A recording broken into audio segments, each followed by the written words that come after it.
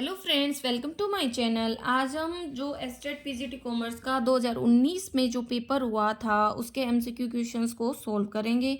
अगर आप पहली बार मेरे चैनल पे ऐसे लाइक करें, सब्सक्राइब करें, अपने दोस्तों में शेयर करें। देखो यहाँ पे अर्थमेटिक मीन और मीडियन दे रखा है और मोड पूछा है, तो फॉर्मूला होता है कि mode is equal to 3 times of median minus 2 times of mean.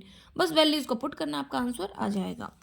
Which of the following statement is not true for the difference between cheque and bill of exchange. देखो जो चेक होता है उसको हम क्रॉस भी कर सकते हैं, लेकिन एक बिल ऑफ एक्सचेंज को क्रॉस नहीं कर सकते। देखना कभी भी चेक पे ऐसे दो लाइनें ड्रॉ करती जाती हैं।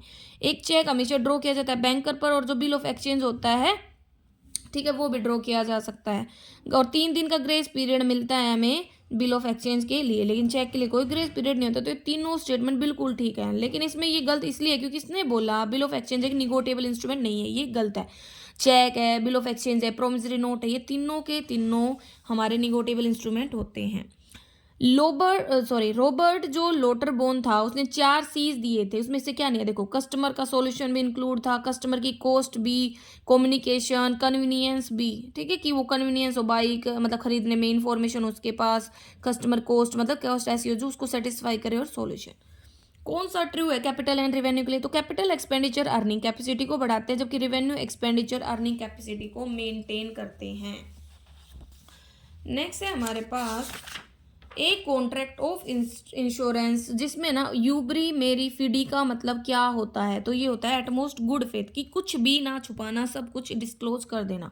एक बिल था 2000 का ओल्ड ऑफिस फर्नीचर के बेचने के लिए इशू हुआ था मिस्टर राजेश को, जो हमने गलती से सेल्स बुक में रिकॉर्ड कर दिया। तो बुक वैल्यू है फर्नीचर की जो 2500 का था। तो देखो सेल्स अकाउंट को हम डेबिट करेंगे क्योंकि गलत हो गया था 2000 से, और फर्नीचर अकाउंट को क्रेडिट करेंगे 2500 से, और लॉस कितने को हुआ? 500 का। Who developed a model for predicting bankruptcy by using financial ratios? तो ये दिया था एडवर्ड एल्टमन के द्वारा। From the following which is not a major consumer protection tool? तो ट्रेड शो वगैरह नहीं आते इसमें। ट्रेडिंग ऑन इक्विटी का मतलब है कि बोरोड फंड बढ़ना और शेयर कैपिटल का कम होना। नेक्स्ट है from the following which is not A limitation of ratio analysis? तो रेशियो एनालिसिस देखो इसमें बोला प्लानिंग में हेल्प करेगा, फोरकास्टिंग में, तो कमी थोड़ी ना हुई, तो हेल्प हुई। येट्स कोरिलेशन रिलेटेड है हमारा काई स्क्वायर टेस्ट से। Path goal theory of leadership दी गई थी रॉबर्ट हाउस के द्वारा। From the following which managerial role is not a part of managerial role given by Henry Mintzberg? Planner नहीं है, बल्कि इसमें आता है spokesperson, figurehead, निगोटिएटर।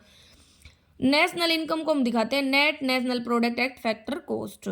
Clerical error मतलब error of omission, error of commission, ये सारे हमारे क्लरिकल एरर में आते हैं। अर्थमेटिक मीन निकालना है, तो वो क्या होता है कि सम टोटल करेंगे हम डाटा को, और जितने भी टाइम से उससे डिवाइड कर देंगे। तो देखो इन सब का हमने टोटल किया और 5 था एन, तो हम डिवाइड कर दिया।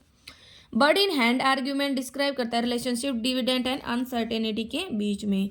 अगर जो इन्वेस्टमेंट है वो 1000 है, कैश इनफ्लो 1080 का आता है, तो रेट ऑफ रिटर्न बतानी है। तो देखो 80 का इंक्रीमेंट हुआ है 1000 पे, मल्टीप्लाई बाय 100, 8% आ गई। इंडिया में कौन सा accounting standard cash flow statement से रिलेटेड? Accounting standard 3।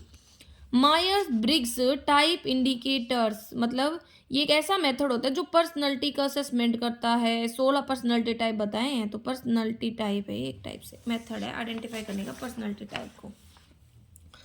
नेक्स्ट है मैच करना है। देखो जो हिराची नीड थ्योरी है वो अब्राहम मास्लो ने दी थी। Theory of X Y theory Douglas McGregor ने। 2 फैक्टर थ्योरी फ्रेडरिक हर्जबर्ग ने।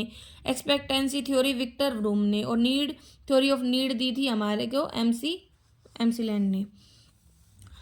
जीडीपी और जीएनपी में डिफरेंस, तो डोमेस्टिक और नेशनल में डिफरेंस होता है net factor income from abroad का। जब जो कंसेंट होती है एग्रीमेंट में वो ना दबाव से भाई डरा धमका कर ली जाती है, तो एग्रीमेंट वॉइडेबल होगा उस पर्सन की मतलब मर्जी से जिसकी कंसेंट हमने ना दबाव से ली है। ड्यू पॉइंट एनालिसिस रिलेटेड है भाई कैपिटल एम्प्लॉयड पे कितना रिटर्न हुआ, नेट प्रॉफिट मार्जिन कितना था, असेट्स टर्नओवर रेशियो क्या था। डिविडेंड से इसका कोई रिलेशन नहीं होता है। नेक्स्ट है हमारे पास the book principle of scientific management लिखी गई थी एफ.डब्ल्यू. टेलर के द्वारा 1911 में। As per Indian contract act 1872 एक प्रोमिस क्या होता है? Accepted offer. दर्शनी हुंडी मतलब डिमांड बिल। ठीक है, ये तो भैया आपको रटना ही पड़ेगा, फॉर्मूला है ये हमारा। ठीक है, कॉस्ट ऑफ डेप्ट निकालने का। डॉक्ट्राइन ऑफ अल्ट्रा वायरस हमारा कंपनीज एक्ट 2013 से रिलेटेड है कि भाई जो भी बताया गया है ना मेमोरेंडम उससे बाहर कोई एक्टिविटी नहीं करनी चाहिए। The excess of total capitalisation over the real value of long term assets is known as watered capital.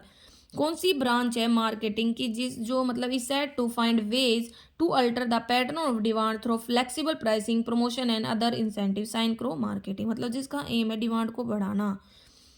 From the following which is not a function of central bank, तो central bank currency issue करता है, bankers का bank भी है, control भी करता है credit को, लेकिन क्रेडिट क्रिएशन कॉमर्शियल बैंकों का काम है।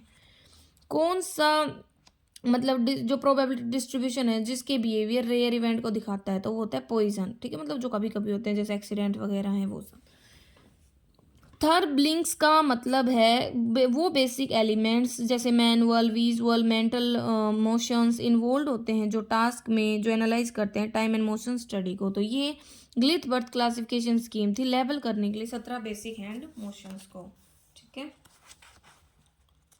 नेक्स्ट है हमारे पास 9 price quality strategies, which strategy suitable for high price and low quality, तो rip off strategy. Using technical jargon, ये किस प्रकार का बैरियर है, सिमेंटिक बैरियर है। What will be the Karl Pearson coefficient of correlation between X and Y, तो देखो यहाँ पे थोड़ा मेरे हिसाब से जीरो आंसर होना चाहिए। देखो फॉर्मूला है sigma X minus X bar bracket में sigma Y minus Y bar upon में sigma X minus X bar का whole square control Y minus Y bar का। देखो एक्स है वाई है, सम किया इससे डिवाइड किया तो मीन आ गया, ऐसे वाई का मीन आ गया, इनको इससे घटाया तो डिविजन आ गया। अब देखो जीरो आ रहा है ऊपर, तो जीरो की मल्टीप्लाई जीरो और जीरो से कोई भी नंबर डिवाइड करो जीरो ही आना चाहिए। कौन सा एक्ट है जो डील करता है with the provision for health safety and welfare of employ, तो factories act 1948। Naveen Suresh and Taru partner हैं, शेयर करने में प्रॉफिट एंड लॉस को 5-3-2 में। सुरेश रिटायर हो जाता है और उसके शेयर को नवीन एंड तरुण ना 2-1 में ले लेते, तो नवीन ने ना उसके शेयर को लिया 2/3, 3/10 को लिया, 3/10 को इसने 1/3 में लिया, फिर अपने शेयर में जोड़ देंगे तो आंसर आ जाएगा। नेक्स्ट है the term marketing myopia is given by Theodore Levitt. Law of demand does not operate in case of गिवन गुड्स। मार्जिन ऑफ सेफ्टी मतलब जो सेल्स होती है बजटेड सेल्स और जो भी हमारी एक्चुअल सेल्स है उसमें से हम जब ब्रेक इवन सेल्स को घटा देते हैं। Money market instrument preference share नहीं होती, कैपिटल के आते हैं। कौन सा कैलकुलेट नहीं कर सकते ग्राफ की हेल्प से, तो मीन को। The firm is maintaining A provision for bad डेब्ट 5% का और डिस्काउंट 2.5% का। तो देखो सबसे पहले प्रोविजन फॉर बैड डेब्ट निकालेंगे 20,000 पे, फिर जो आएगा उसको घटाएंगे और जो बैलेंस बचेगा उसके ऊपर निकालेंगे हम प्रोविजन फॉर डिस्काउंट। नेक्स्ट है हमारे पास what is the correct sequence of stages of team development, तो सबसे पहले फॉर्मिंग, फिर स्टॉर्मिंग, फिर नॉर्मिंग, फिर परफॉर्मिंग, फिर adjourning. Internal rate of return वो रेट होती है जो इक्वेट करती है present value of expected cash inflow को present value of expected cash outflow से। होथ्रोन स्टडी 1920 में हुई थी, ये रिलेटेड थी Elton Mayo and Western Electric company से। किस सैम्पलिंग मेथड में हर आइटम के इक्वल चांस होते हैं सिलेक्शन के, simple random sampling. According to company check 2013 in private limited company number of member कितने होते हैं, मिनिमम 2 और मैक्सिमम 200, जबकि पब्लिक में मिनिमम 7 और मैक्सिमम की कोई लिमिट नहीं होती है। जो बार्स है इसको हम बोलते हैं बिहेवियरली परफॉर्मेंस स्केल भी। Job description and job specification आते हैं जॉब एनालिसिस में। 2005 में एक एक्सपर्ट कमेटी बनी थी जिसने 1 पर्सन कंपनी को रिकमेंड किया था, उसका नाम था J Irani expert committee. Employ assistance programme का मतलब होता है वो प्रोग्राम जो ऑफर किए जाते हैं ऑर्गेनाइजेशंस के द्वारा हेल्प करने के लिए एम्प्लॉयज़ को, ताकि जो पर्सनल और हेल्थ रिलेटेड प्रॉब्लम है उनको दूर कर पाएँ। Which activity is not included in the primary activity of the generic value chain? Generic value chain दी गई थी मिचेल पोटार के द्वारा 1985 में। इसका मतलब होता है वो एक्शन जो डायरेक्टली क्रिएट करते हैं डिस्ट्रीब्यूट करते हैं प्रोडक्ट और सर्विसेज को। इसमें आते हैं inbound logistic, outbound logistic, marketing and sales, services, operation.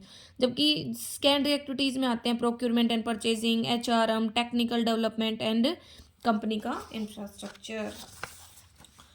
Upward movement along the supply curve का मतलब होता है सप्लाई का बढ़ना। According to the company check 2013 which clause is not the part of memorandum of association. इसमें 6 clause रहते हैं, name clause, liability clause, capital clause, object close, registered office close, association close, लेकिन नोवेशन नहीं आता।